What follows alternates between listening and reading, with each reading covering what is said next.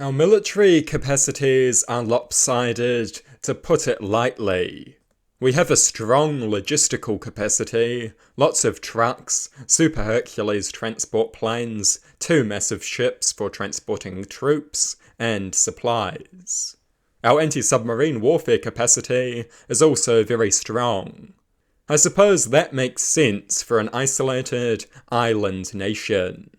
We have 5 Sea Sprite helicopters, 4 P-8 Poseidon maritime patrol jets, and 2 frigates, all of which can be equipped with the technology required to hunt and kill submarines.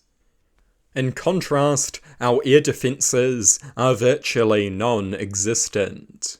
Aside from the frigates, we have no dedicated air defence weapons. No surface-to-air missile batteries, no fighter jets, no manpads, no AA guns. It is just pathetic, especially in the age of drones. Yet we have plenty of anti-armour weapons. Field guns, javelin missiles, Carl Gustav anti-armour systems, and apparently even a ton of M72 laws. If New Zealand was invaded, what do you think would be more useful? Air defences or anti-armour weapons? If the enemy managed to land tanks, it would all be over. Wellington would fall within a week. Guerrilla warfare would be the final viable option. We do not have the population or the resources to fight a protracted land war. That might be a viable strategy for Russia or Iran, but it is not a viable strategy for us. In a war of attrition, we are not going to last very long. We need to hit hard and defeat the enemy decisively before they can land armour. Our capacity to sink enemy warships is insufficient. We rely on 5 Sea Sprite helicopters launching small Penguin anti-ship missiles. That is better than nothing, but it won't make the cut. We need something bigger. The Harpoon missile, at the very least. We can mount them on our frigates, like the Australians have. We can acquire trucks to launch them from our shore. We can launch them from our P-8 Poseidon maritime patrol aircraft. We could even buy some F-18s to launch them. Diverse delivery platforms increase the chance of a hit. And the Harpoon missile is far more powerful than the Penguin.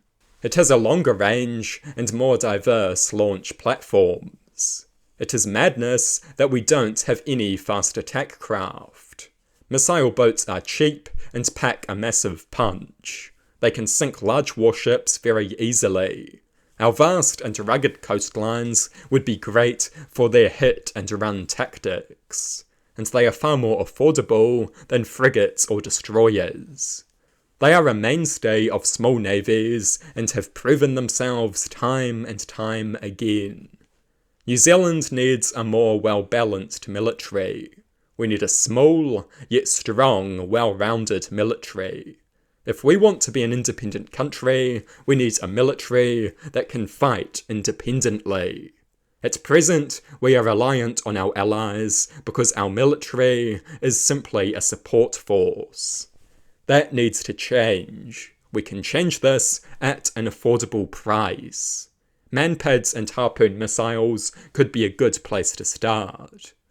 If we are willing to splash out, 12 to 24 fighter jets would be a great investment. This would massively improve our anti-air and anti-ship capability. We need a stronger military. This will make our nation more secure. This will improve our leverage as an alliance partner. This will secure our sovereignty by reducing our reliance on our allies.